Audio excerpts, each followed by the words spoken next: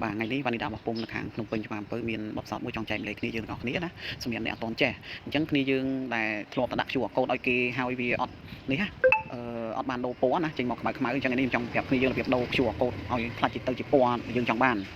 จังแต่บอกแล้วคือยืนมีนชัวโคดบอกขมายจังอะไรยืนกรอบจังปีเอรุ่มก็เอซิลิดาบอกเหี้ยวนะแต่บอกแล้วยืนสลัดเลือกชัวโคดมันยืนเมาส์หายืนโจตามวิดีโอจังมวยนะយើងធ្វើតាមវីដេអូមួយនឹងមកបន្ទាប់ពីយើងយកនឹងហើយគឺយើងមើលវាមាន sample ជាមួយនឹងលទ្ធផលរបស់យើងអញ្ចឹងយើងចុចប៊ូតុនពណ៌ខ្មៅនឹង2ដងតាមវីដេអូនឹងមកបន្តមកទៀតគេឲ្យយើងរើសពណ៌ណាដែលយើងចង់បានដាក់ QR code ណាអញ្ចឹងយើងចង់ដាក់ Q ក្រហមឯក៏បានដែ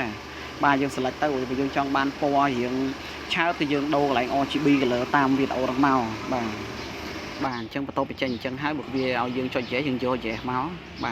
បន្តមកទៀតយើងយកម៉ៅរបស់យើងមក preview នៅផ្នែកខាងក្រោមដើម្បីយើងមើលពណ៌ណាអញ្ចឹងយើងឃើញគឺខ្ញុំដាក់ពណ៌ខៀវអញ្ចឹងវាចេញមកពណ៌ខៀវទឹកបិចអញ្ចឹងណាអញ្ចឹងបន្តមកទៀតបើសិនទៅពេលយើងមើលហើយយើងអូខេមកវានឹងទិន្នន័យរបស់យើងនឹងចេញជាក់ស្ដែងដូចវីដេអូខាងលើបង្ហាញអញ្ចឹងណាអញ្ចឹងគ្នាយើងធ្វើទៅមើលវីដេអូឲ្យបាន2ដងទៅគឺអាចធ្វើបានហើយវិធីសាស្ត្រហ្នឹងគឺងាយស្រួលទេអញ្ចឹងគ្នាយើងដែលអត់ទាន់ចេះណាអញ្ចឹងអាចធ្វើតាមនឹងបានអញ្ចឹងសម្រាប់អ្នកដែលចេះហើយអាហ្នឹងខ្ញុំអត់និយាយទេណាចែកម្លែកដល់គ្នាសូមអរគុណ